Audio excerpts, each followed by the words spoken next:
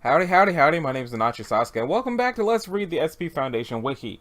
In the last episode, we finished off with Personal Anti-Gravity Field Generator, which was made by the factory, damn them.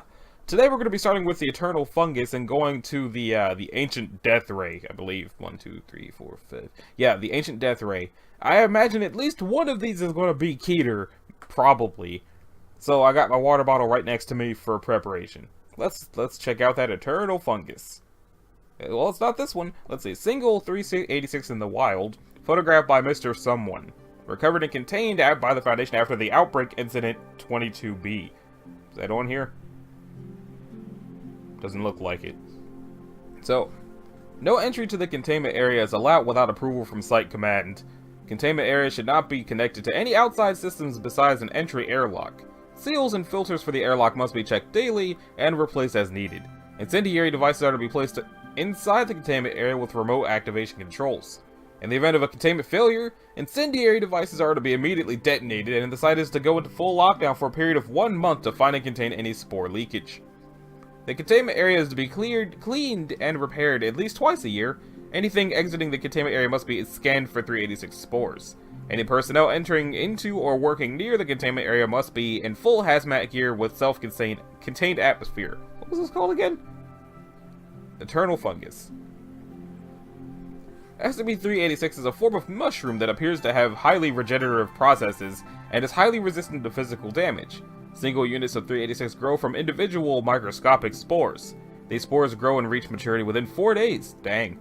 Spores have been observed to grow without water, sunlight, or any form of nutrients and can remain viable even after exposure to high heat, vacuum, radiation, and extreme kinetic force. So, you can burn it, take air away from it, radiate it, and step on it with, like, Thanos' feet, and it'll be fine. 386 produces no hyphae, and the means by which it gathers the energy for growth is unknown.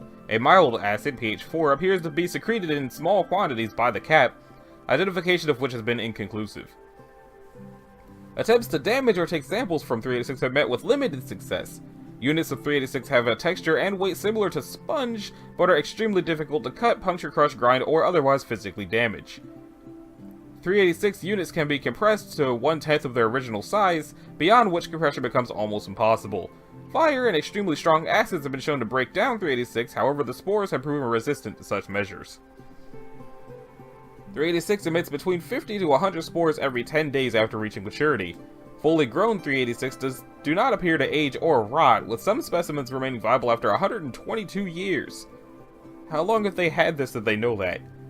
Containment is difficult due to the constant reproduction and emission of microscopic spores. Outbreaks of 386 can overrun areas in very short periods of time, and the buildup of spores and acidic secretions can render the area extremely hazardous to life. One of the dangers of 386 arises from the inhalation of spores. These will grow and reproduce inside the lungs, causing suffocation, internal hemorrhaging, and death. The same is true of accidental ingestion of spores and their subsequent reproduction inside the digestive system. Spore introduction to the bloodstream results in severe internal hemorrhaging, trauma, and eventual death.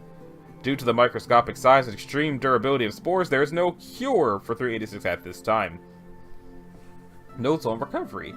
It was recovered after reports of a sudden fungus outbreak somewhere in Michigan. Several years before this, a form of nematode had started infesting local crops and causing massive damage.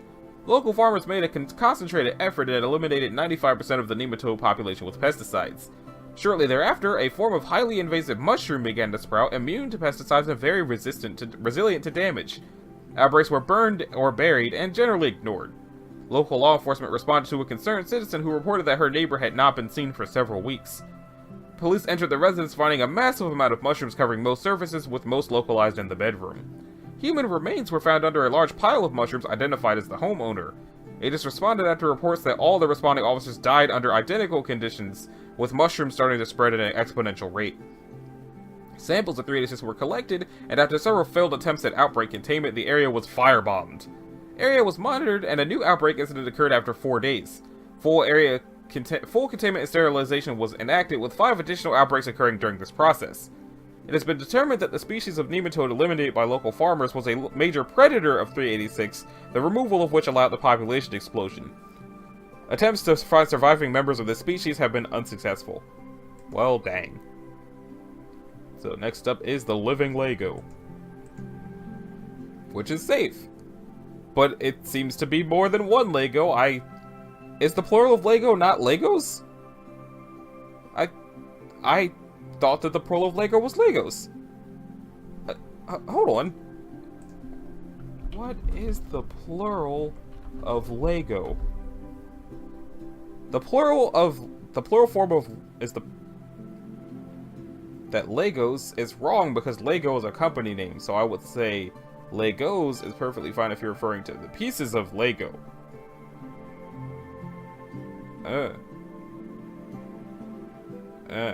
Okay. Due to the nature of this object and the almost non-existent harm it poses, bullshit, if you step on it, you're going to be hurting for a long time. It is stationed in a storage container in Site 19 with a standard lock. The red tub in which 387 is contained does not possess any unusual properties itself, as has been determined through testing, but 387 will not duplicate itself unless at least a layer of it covers the bottom of the aforementioned container. The sheet is available for those wishing to utilize 387, and access will be revoked if it is not properly restored.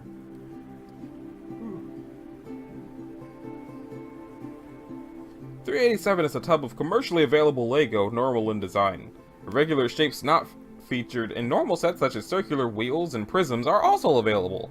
It has no brand name, and every company interviewed by undercover agents thus far has denied ever making irregular Lego. When the tub is not full, i.e. when it is partially or almost fully emptied, the Lego will slowly duplicate themselves, stopping when the container is full. The interesting property of 387 is that when constructed by a human hand, see Addendum D, the constructions will animate themselves, performing activities based on their surroundings. For example, if a Lego man, which is a man constructed using the provided humanoid parts, is placed within a car, it will begin to drive it. Further experimentation has revealed that the car, and indeed any complex machine, needs no internal engine or power source. The Lego people have some form of sentience as they interact with each other quite readily. If left over time, the constructed people and buildings will evolve.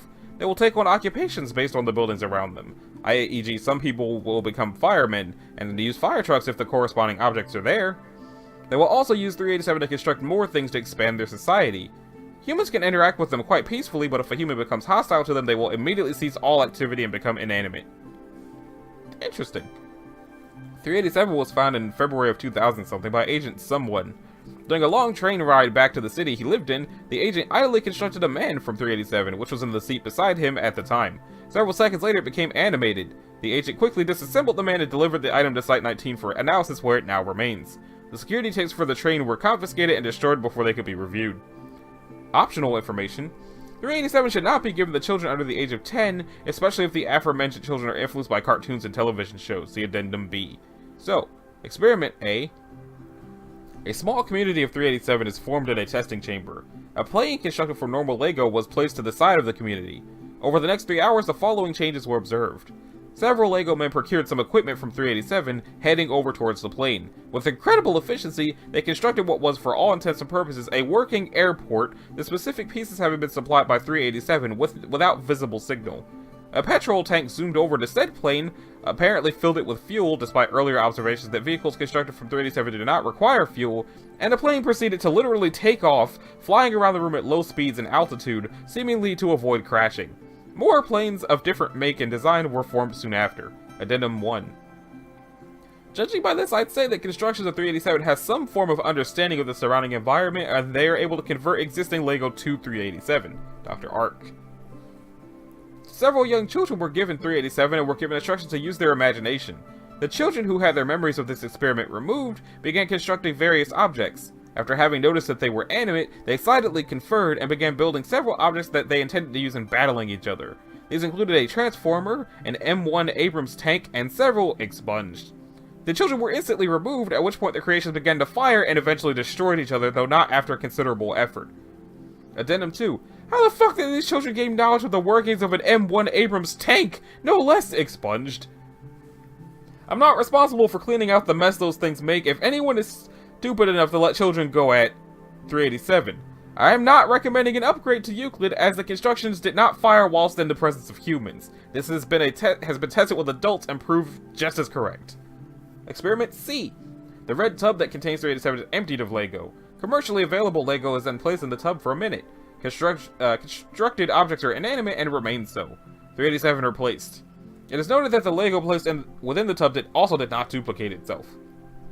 Experiment C2.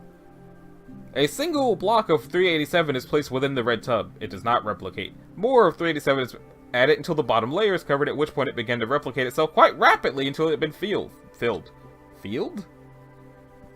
The amount of 387 removed from the tub continued to work. Similarly, when an amount of 387 higher than the tub's capacity was placed upon the tub, it shrank until the red tub was fully filled. Addendum 3. It appears that the red tub itself has no abilities by itself, but 387 will not duplicate itself unless in that particular tub. Perhaps this is a copyright mechanism that stops copies of 387 being made. Further experimentation needed. Experiment D. A robotic arm was used to construct a car out of 387. It did not animate.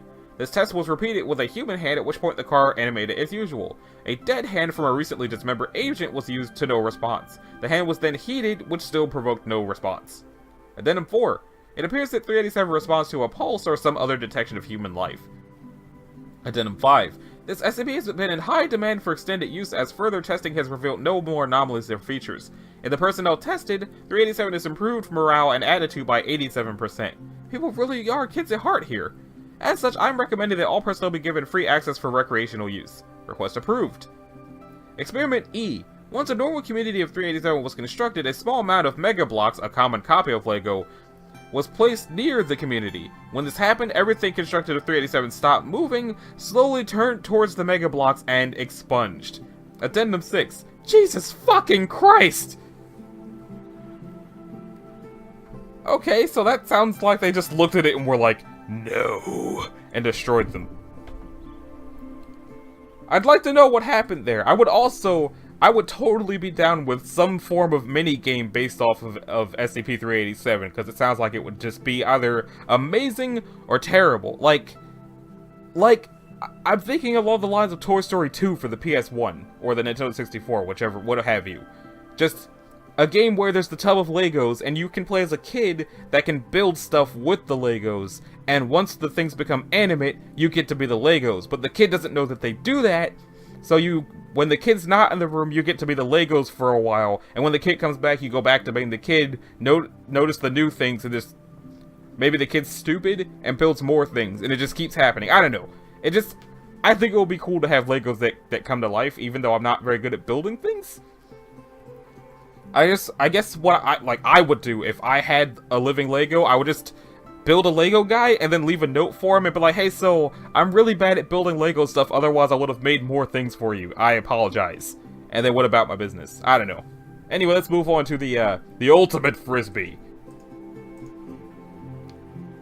I was about to say, it better not be Keter. If the ultimate frisbee was Keter, I was gonna be shook. So, SCP-388 is to be kept in a locked safe in a room guarded by at least 2 armed guards instructed to refuse access to any unauthorized personnel. Use of lethal force is permitted to this end. Unless undergoing experimentation, 388 is to remain outside the influence of other SCPs demonstrating properties capable of modifying physical laws or drawing energy from unknown sources. This isn't a frisbee, is it?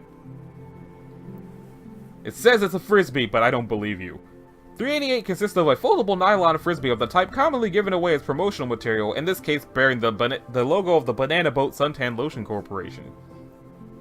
It appears to be immune to damage. During testing, it has been able to withstand high-caliber rifle shots, immersion in high-acidity baths, and sustained temperatures of 3,500 degrees Celsius. What is that in Fahrenheit? Probably something terrifying.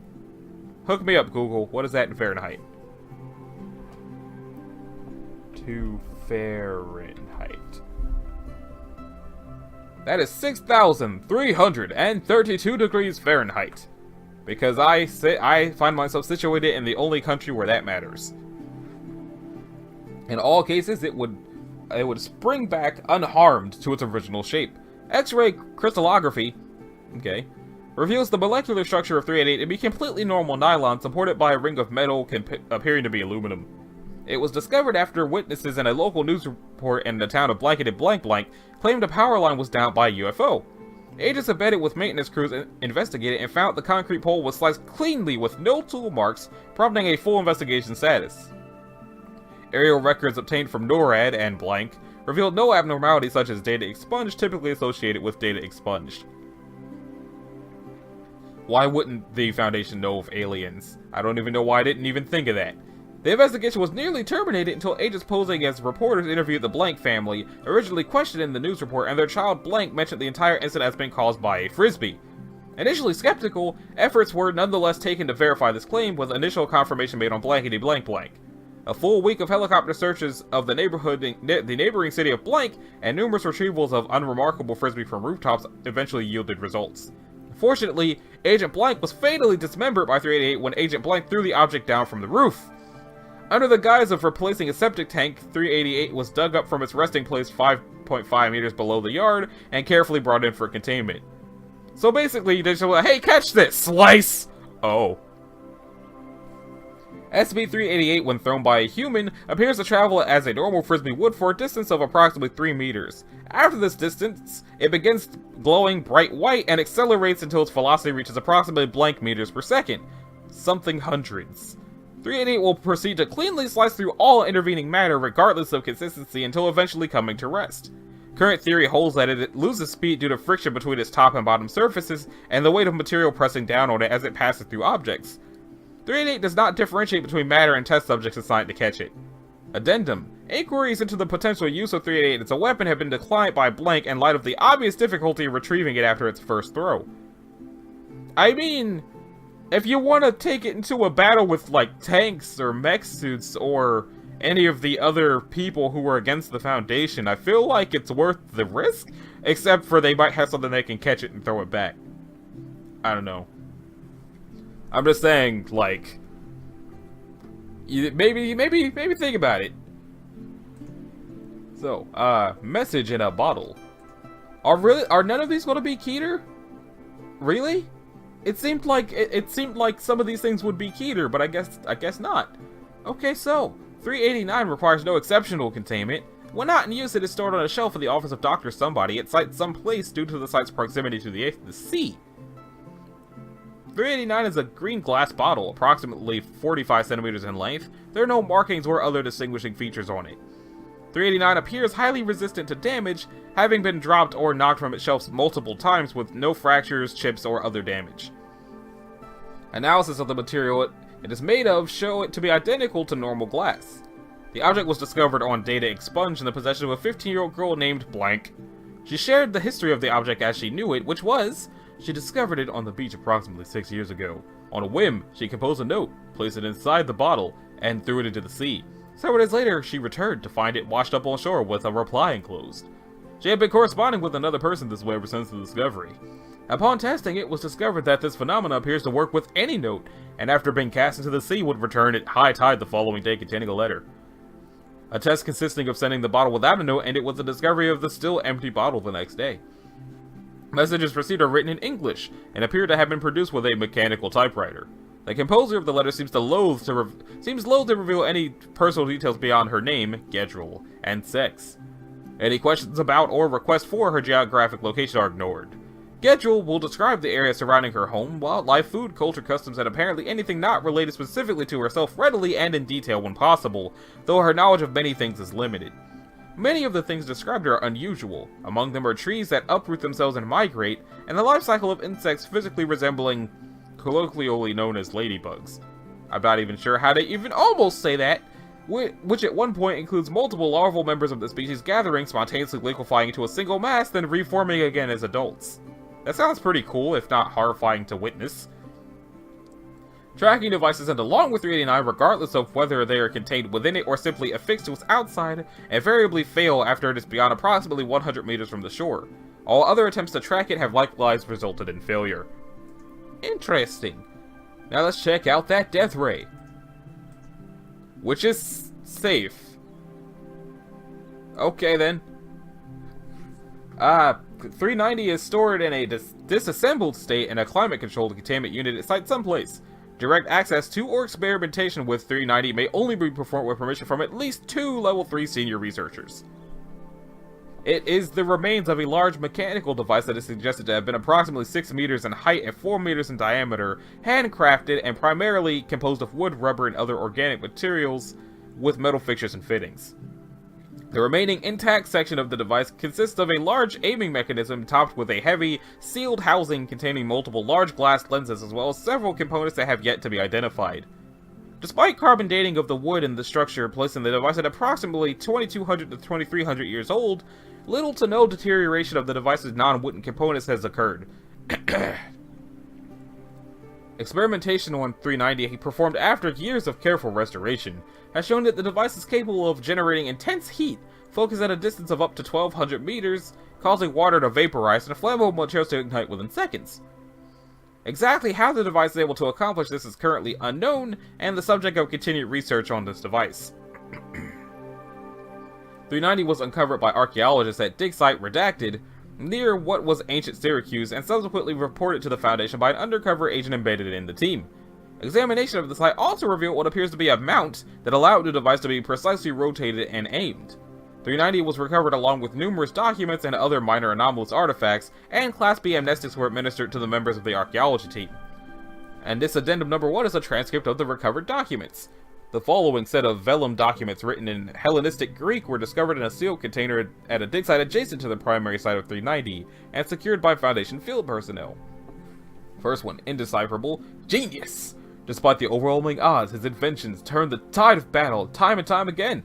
Agnes, my love, still fears for our safety, but one cannot stand by the side of this intellectual giant and not see hope rekindled that we may yet win this war. Indecipherable. But it's now nearly a year and a half and there's no end in sight. The master has become increasingly desperate, I feel, and toils throughout the night like a man possessed, alone and cloistered within his workshop where indecipherable. Indecipherable stomach turns as I remember the smell of burning Roman flesh and screams. The horrified screams as the machines set fire to their ships and soldiers die by the hundred. If that were not enough, I saw the master standing atop the machine laughing as he indecipherable. Indecipherable no longer stand by as he falls even deeper into madness. Better to become a Roman slave than to be responsible for such wanton death and destruction as an apprentice to the demon this man has become. I've arranged for a message to be handed to the Roman commander, Indecipherable. Indecipherable? Madness upon madness! Marcellus intends to take this madman as his own, to take the machine of death back to Rome! No, I cannot allow this. I cannot allow the demon to win! I will end his life by my own hand if need be. If I'm lucky, the general may even think that his own soldiers are indecipherable. Forgive me, Agnes. Okay then. I wonder if it's Archimedes' death ray or somebody else's death ray. In any case, this has been Anachi Sasuke. This has been episode 93 of Let's Read the SCP Foundation Wiki. In the next episode, we're going to start with the Midas Owl, and we're going to stop at the bottle baby. Not the baby bottle, the bobble baby. So, if you liked it, a like and a subscribe will be groovy. If you didn't, you don't need to do either one of those things. And I will see y'all in the next one. Later.